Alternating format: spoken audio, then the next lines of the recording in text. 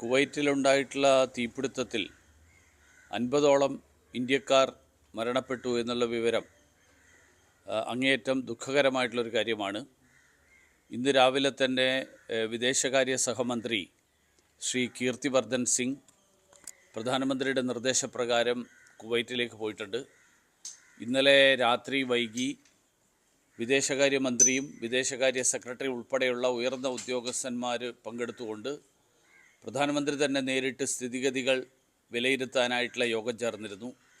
ഇവരുടെ എല്ലാവരുടെയും മൃതദേഹങ്ങൾ എത്രയും പെട്ടെന്ന് തിരിച്ച് നാട്ടിലെത്തിക്കാൻ വേണ്ടിയിട്ടുള്ള ശ്രമങ്ങളാണ് കേന്ദ്ര സർക്കാരിൻ്റെ ഭാഗത്തു നിന്ന് ഇപ്പോൾ നടന്നുകൊണ്ടിരിക്കുന്നത്.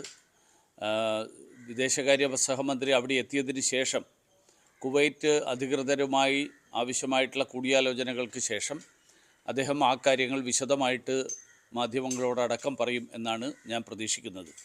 അദ്ദേഹം എത്തിയതിന് ശേഷം അദ്ദേഹവുമായിട്ട് സംസാരിച്ചിട്ടില്ല. പക്ഷേ അദ്ദേഹം ഇവിടെ നിന്ന് യാത്ര തിരിക്കുന്നതിന് മുമ്പ് ബന്ധപ്പെട്ട ആളുകളുമായിട്ട് ഞാനും നേരിട്ട് സംസാരിച്ചിരുന്നു. സംസ്ഥാന ആരോഗ്യമന്ത്രി അവിടേക്ക് പോകുന്നുണ്ട്. അപ്പോൾ അവിടെയുള്ള ലൈസൺ കേന്ദ്ര സർക്കാരിൻ്റെ ഒരു ഇടപെടലും ഈ യാത്രയുമായി ബന്ധപ്പെട്ടുമൊക്കെ ഉണ്ടോ? ആശയവിനിമയം സംസ്ഥാന സർക്കാർ തീർച്ചയായിട്ടും കേന്ദ്ര സർക്കാരിനെ അറിയിച്ചിട്ടാണ് പോകുന്നതെങ്കിൽ തീർച്ചയായിട്ടും കേന്ദ്ര സർക്കാരിൻ്റെ ഭാഗത്തു നിന്ന് സാധാരണഗതിയിൽ തന്നെ അതിനുവേണ്ട നടപടികളുണ്ട്. നഷ്ടപരിഹാരം പ്രഖ്യാപിച്ചിട്ടുണ്ട് ആദ്യത്തെ ഒരു ഇതായിട്ട്. അപ്പോൾ അത് വേഗത്തിൽ കുടുംബങ്ങൾക്ക് ഒരു ആശ്വാസമായി എത്തിക്കുന്നതിനുള്ള നടപടികൾ, അത്തരം കാര്യങ്ങൾ തീർച്ചയായിട്ടും ആദ്യത്തെ പരിഗണന ഇവരുടെ എല്ലാവരുടെയും മൃതദേഹം നാട്ടിലെത്തിക്കുക എന്നുള്ളതിനാണ്.